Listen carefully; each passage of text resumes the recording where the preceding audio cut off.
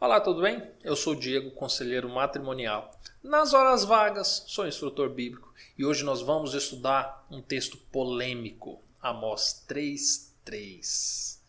Está disposto a estudar comigo? Então vamos.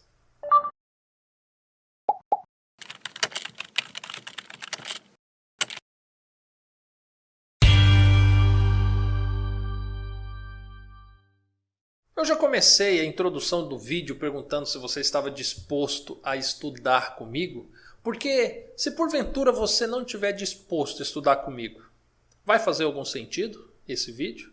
Você acaso vai assistir esse vídeo se você não estiver disposto a ouvir? Se você não estiver disposto a talvez mudar a sua convicção, a obter mais conhecimento? Fará sentido eu explicar algo se não há quem ouça? Por que eu estou dizendo tudo isso? Vamos ler o que diz em Amós 3:3.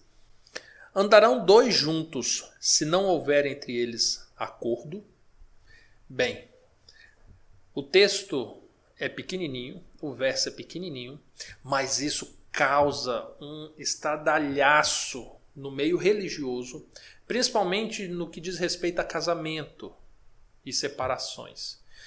Esse verso é utilizado por muitas denominações para se defender o divórcio entre pessoas que tão somente não querem viver juntas. E aí eles dizem assim, olha, a Bíblia permite a separação, porque acaso andarão dois juntos se não tiver acordo entre eles? Presta atenção. Eu vou trazer aqui duas possibilidades de quem utiliza esse texto nesse contexto. A primeira possibilidade é que é uma pessoa que não sabe ler ou tem preguiça de ler. O fato de não ter lido todo o contexto chegou numa conclusão totalmente fora do contexto bíblico e está aí propagando uma mentira.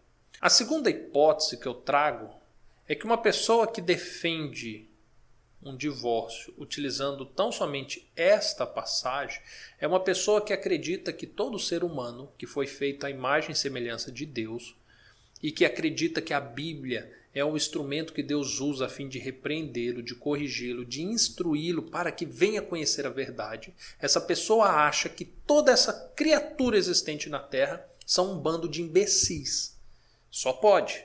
E aí, por causa disso, propaga achando que nunca, nem ninguém, alguém vai se atentar e ler todo o contexto. Ou que o Espírito Santo não vai conduzir as pessoas a lerem todo o contexto. Você quer ler todo o contexto? Eu vou continuar justamente a partir do texto que nós lemos, o verso 4. Não, vou ler de novo o verso 3 e aí eu vou ler a sequência, que diz assim. Andarão dois juntos, se não houver entre eles acordo. Rugirá o leão no bosque, sem que tenha presa. Levantará o leãozinho no covil a sua voz, se nada tiver apanhado. Cairá a ave no laço em terra, se não houver armadilha para ela. Levantará-se-á o laço da terra, sem que tenha apanhado alguma coisa. Tocar-se-á a trombeta na cidade, sem que o povo se estremeça.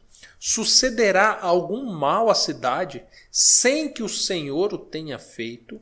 Certamente o Senhor Deus não fará coisa alguma, sem primeiro revelar o seu segredo aos teus servos, os profetas. Presta atenção. Se você continuar toda a leitura, e olha que eu nem precisei ir longe, se você ler todo o texto de Amós capítulo 3, Amós capítulo 2, Amós capítulo 4, todo o contexto, você vai perceber que aqui o profeta está utilizando as palavras do Senhor para demonstrar que Israel precisa andar próximo de Deus para que Deus ande próximo a Israel. Que ambos precisam estar juntos, ligados, a fim de que as coisas possam suceder conforme é da vontade do Senhor. E agora em Amós, no capítulo 3, no verso 3 em diante, o profeta ele começa a utilizar exemplos dados por Deus, de que se duas pessoas não quiserem andar juntos, como então que elas vão estar no mesmo caminho, indo para o mesmo lugar.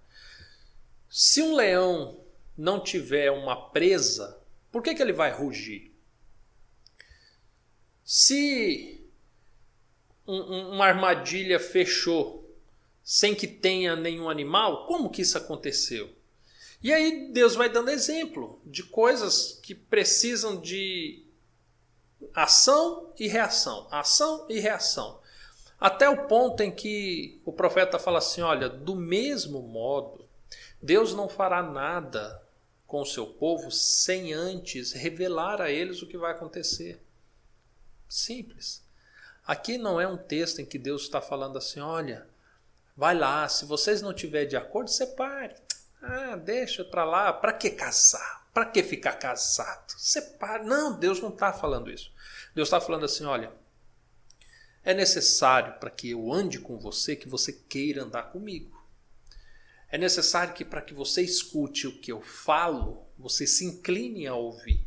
É necessário que se você quer me agradar, que você escute as minhas palavras. É necessário. E Deus está trazendo esse apelo à nação de Israel. Agora, a gente arrancar todos os versos que estão antes e depois, pegar um versinho apenas, que está dentro de um contexto que nem diz respeito a casamento, e utilizar isso para falar que agora podem se separar se ambos estiverem de acordo em se separar, ou se pelo menos um quiser separar, aí é um grande problema. Diego, mas então se um não quiser, não pode separar? Calma. Quando nós vamos para 1 Coríntios no capítulo 7, Paulo fala sobre essa possibilidade, considerando que um dos que querem se separar seja descrente. E aí lá ele fala o seguinte, olha, se tu é crente e teu marido é descrente, mas o teu marido descrente, ele quer ficar casado com você, então não se separe. Se o teu marido ele é descrente e ele quiser se separar porque ele não aceita a tua fé, ele não aceita o teu Senhor, ele não aceita a vida que você quer ter aos braços de Jesus, então se separe. Simples assim. Entretanto, é tão curioso porque ele fala logo no verso anterior a esse, você pode ler depois o capítulo 7 todinho de 1 Coríntios, que ele fala no seguinte, ele começa dizendo assim, olha, digo, não eu, mas o Senhor, que a mulher e o homem não se separem. Ele começa dizendo que não é algo dele, que é de Deus. Quando ele fala do jugo desigual, do descrente e do crente, ele já fala assim, olha, digo, não o Senhor, mas eu. Ou seja, ele está agora dando a sua opinião, não é de algo, de uma ordem explícita de Deus, mas uma opinião própria.